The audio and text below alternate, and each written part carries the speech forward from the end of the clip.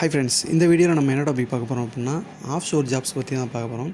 ஆஃப்ஷோரில் என்னென்ன மாதிரி ஜாப்ஸ் இருக்குது, அப்புறம் அதுக்கு என்னென்ன அகாடமிக் குவாலிஃபிகேஷன், அவரோட சேலரி ரேஞ்ச் என்ன, அடிஷ்னலாக என்னென்ன சர்டிஃபிகேட்ஸ்லாம் தேவைப்படும் அப்படிங்கிறத பற்றி தான் பார்க்க போகிறோம்.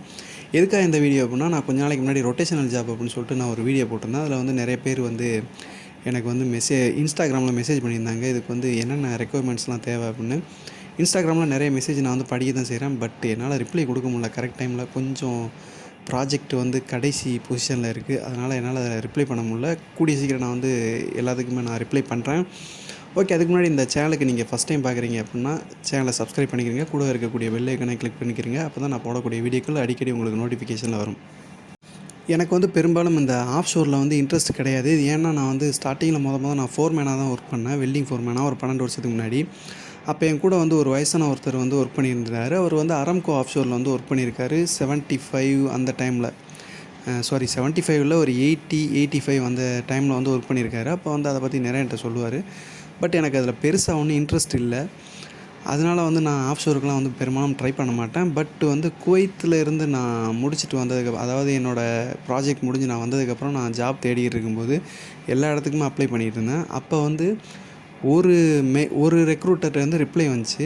அது என்னென்னா, இந்த லெட்டர் ஆஃப் இன்டென்ட், இந்த ஸ்லைடில் பார்த்துட்டு இருக்க ஒரு லெட்டர் தான் எனக்கு வந்து அவங்க கொடுத்தாங்க. உங்களோட ப்ரொஃபைல் வந்து செலக்ட் ஆகிருக்கு ஆஃப்ஷோருக்கு அப்படின்னு சொல்லிட்டு அவங்க வந்து இந்த லெட்டர் வந்து எனக்கு வந்து கொடுத்தாங்க.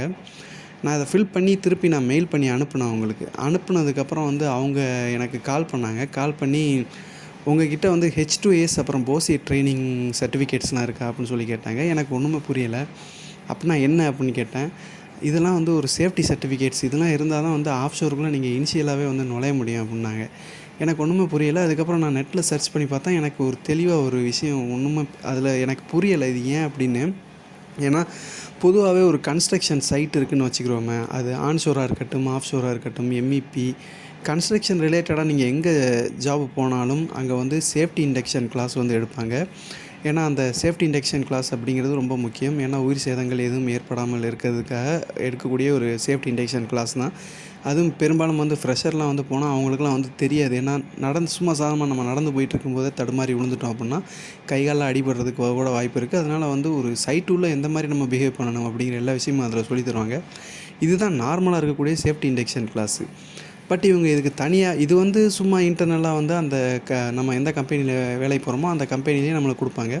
ஆனால் இவங்க தனியாக இது ஒரு கோர்ஸே நீங்கள் பண்ணிட்டு வாங்க அப்படின்னு சொன்னது எனக்கு ஒன்றும் புரியலை. அதுக்கப்புறம் நான் தெரிஞ்ச ஒருத்தர்கிட்ட நான் கால் பண்ணி கேட்டேன்.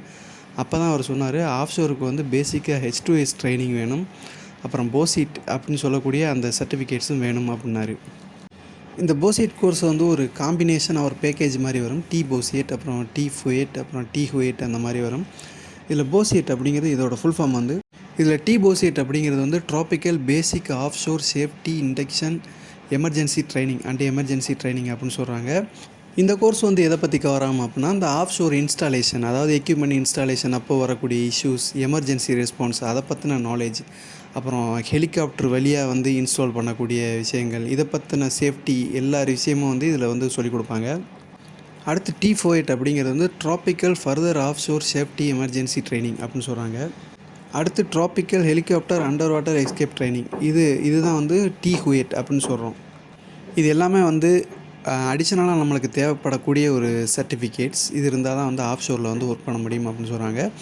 இது போக வந்து பேசிக் அகாடமிக் குவாலிஃபிகேஷன் அப்படின்னு பார்த்தா மெக்கானிக்கல் இன்ஜினியரிங், அப்புறம் கெமிக்கல் பேக்ரவுண்டு, இந்த மாதிரி இருக்கிறவங்களுக்கு வந்து ரொம்ப ஈஸியாக சான்ஸ் கிடைக்கும். இது மட்டும் இல்லாமல் எலக்ட்ரிக்கல், அப்புறம் எல்லாத்துக்குமே பொதுவாக வந்து இதில் வந்து எக்ஸ்பீரியன்ஸ் இருந்துச்சு அப்படின்னா வந்து நம்மளுக்கு பேக்ரவுண்ட் நாலேஜ் எதுவும் வந்து அவ்வளோ ஒன்றும் தேவைப்படாது.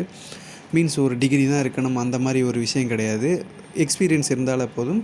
மினிமம் எக்ஸ்பீரியன்ஸ் வந்து 3 to 5 இயர்ஸ் வந்து கண்டிப்பாக வந்து இதில் இருக்கணும். ஏன்னா நான் அப்ளை பண்ணும்போது அதில் வந்து அவங்க வந்து ஆஃப்ஷோர் எக்ஸ்பீரியன்ஸே எனக்கு பார்க்கல. ஆக்சுவலி நான் அப்ளை பண்ணும்போது அப்போ அந்த டைமில் எனக்கு ஒரு 10 இயர்ஸ் எக்ஸ்பீரியன்ஸ் இருந்துச்சு. பட் ஃபுல்லாக வந்து ரிஃபைனரியில் தான் எனக்கு வந்து எக்ஸ்பீரியன்ஸ் இருந்துச்சே தவிர ஆஃப்ஷோரில் எந்த ஒரு எக்ஸ்பீரியன்ஸும் கிடையாது. இதில் வரக்கூடிய ஜாப் வேகன்சி அப்படின்னு பார்த்தா இதில் வந்து 2 டைப்பான ஆப்ரேஷன் நடக்கும். ஒன்று ட்ரில்லிங் ஆப்ரேஷன், இன்னொன்று வந்து ப்ரொடக்ஷன். இந்த ட்ரில்லிங்கில் வந்து பார்த்திங்கன்னா ட்ரில்லர்ஸ், அப்புறம் ட்ரில்லிங் இன்ஜினியர்ஸ், ட்ரில்லிங் சூப்பர்வைசர்ஸ், அப்புறம் ரஃப் நெக், இந்த மாதிரியான சில ஜாப்ஸ் வந்து இருக்குது.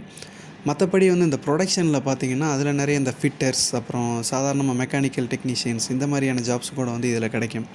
இது பேசிக்காக ஆன்ஷோரில் உள்ள மாதிரி நிறைய ஜாப்ஸ் வந்து கிடைக்கும். பட் ரெக்குயர்மெண்ட்ஸ் அப்படின்னு பார்த்தா அது வந்து ஆன்ஷோரை கம்பேர் பண்ணும்போது இதை விட அது 80% வந்து கம்மியாக தான் வரும். ஏன்னா இப்போ ஒரு 100 பேர் ஒர்க் பண்ணுற இப்போ ஆன்ஷோருக்கு ஒரு 100 வேக்கன்சி வருது அப்படின்னா அங்கே வந்து ஒரு 10 வேக்கன்சி 15 வேக்கன்சி அந்த ரேஞ்சில் தான் வரும்.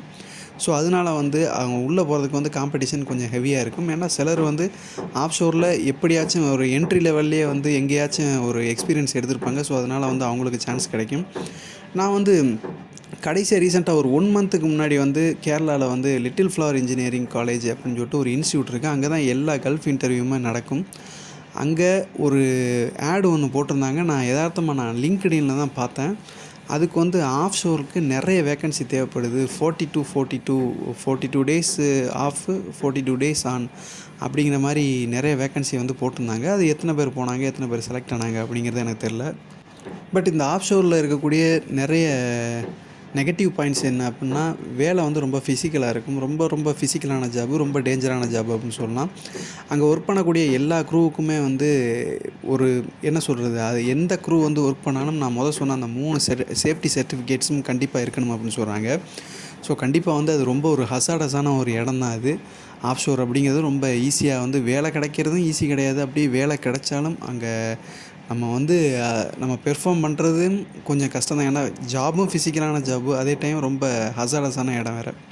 ஓகே ஃப்ரெண்ட்ஸ், இவ்வளோ தான் இந்த வீடியோ கண்டிப்பாக எல்லாத்துக்கும் பிடிச்சின்னு நினைக்கிறேன். இந்த வீடியோ பிடிச்சிருந்தா லைக் பண்ணுங்கள். ஏதாச்சும் டவுட்னா கமெண்ட் பண்ணுங்கள். உங்கள் ஃப்ரெண்ட்ஸுக்கும் ஷேர் பண்ணுங்கள். தேங்க்ஸ் ஃபார் வாட்சிங்.